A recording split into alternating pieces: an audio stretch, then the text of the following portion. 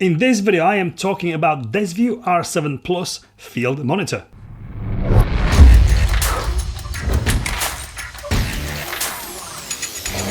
If you are new here, my name is Pav, and here on my channel I talk about photography and video related gear, and if this is your thing, then please consider subscribing. I have been a hardcore Atomos Ninja 5 user for a while now.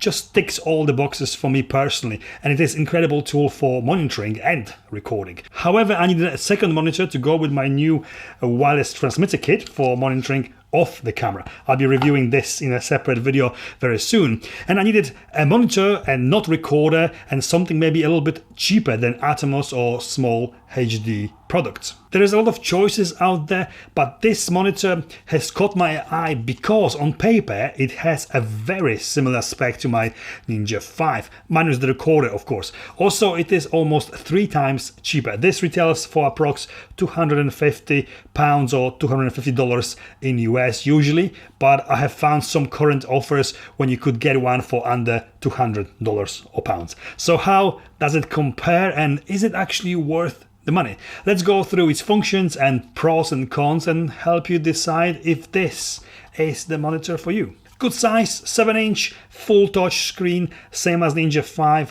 1000 nits of brightness for outside viewing, full HD resolution, 4K input and output, every view assist tool that you might ever need, waveforms, vector scope, focus peaking in different colors, headphone jack, audio output and audio levels on screen display. It's all there. Adding custom LUTs is also supported, so you can monitor your video with a specific color corrected look. You can load your own LUTs via USB stick, but there is actually USB stick provided with it, and it's loaded with lots of LUTs already. Great if you are a beginner and don't know how to create your own LUTs yet, and there is a decent selection included to get you started.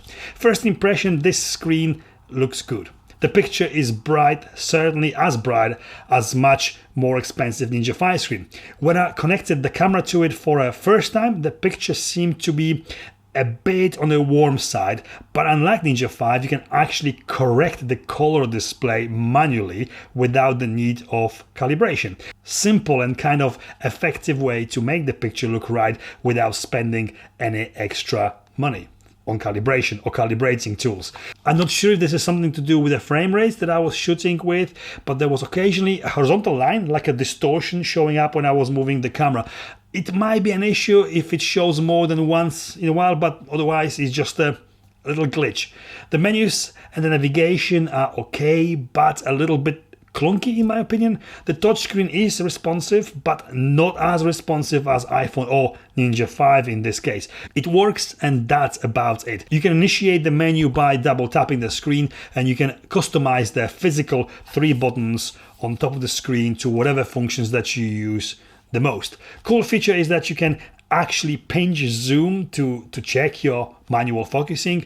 Not unusual function to zoom in, but easy accessible by pinching that on most of monitors in this class. Little thing that annoys me a little bit is that when using the focus peaking, the peaking detects the edge of the picture, edge of the frame. I guess it's not a problem as such, but a little bit distracting.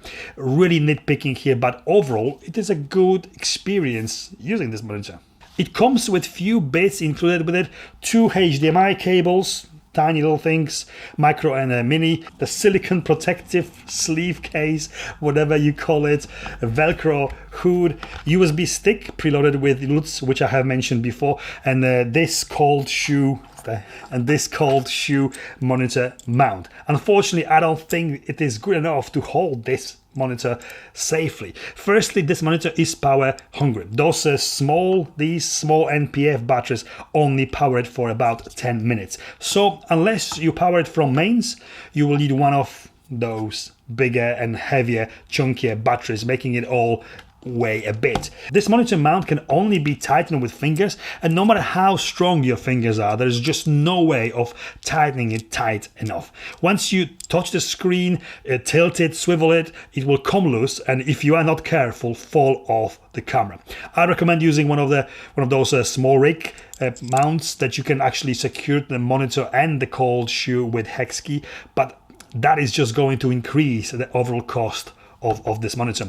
But saying all that, you get literally nothing with Ninja 5. You get power supply and that's it. Here you get all these little bits with it included. Talking about the power supply, they have included this D-tap cable with it, but unless you actually have something to connect this to, which I don't have, you'll have to spend more money to get external power supply if you are intending to use it continuously for longer periods of time. It's all plastic design with scratch-proof screen. It weighs only 300 grams without the battery.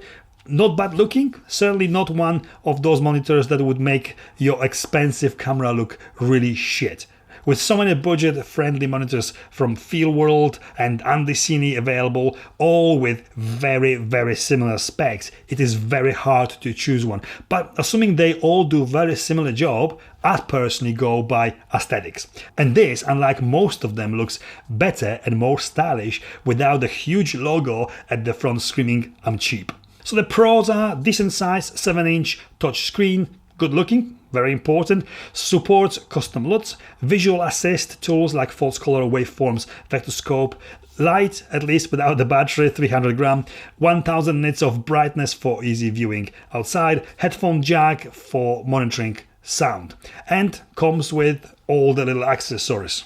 Cons, very plasticky, a little bit clunky to operate menu, responsive touchscreen but not smartphone responsive, focus peaking highlights the edges of the frame, and power hungry. You'll need big batteries or mains power supply for longer operating times. Supplied monitor mount is very flimsy, and I'm struggling to find any more without picking on stuff that really isn't a problem.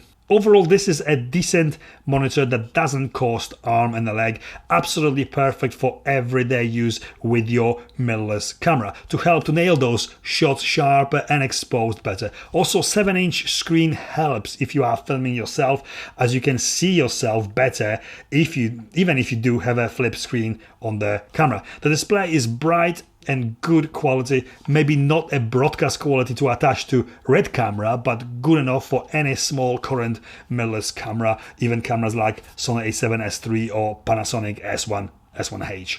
And this is it from me. I hope this was in any way helpful, and if you like this video, please give me the thumbs up, and if you dig this kind of content, please consider subscribing. Thanks for watching, and I'll see you next time. Right, we are rolling. I think we should stop it and wear the right t-shirt. 1, 2, 3, 1, 2, 3. Play the music. Desview, or best view. Desview. However, I needed a second monitor to go with my new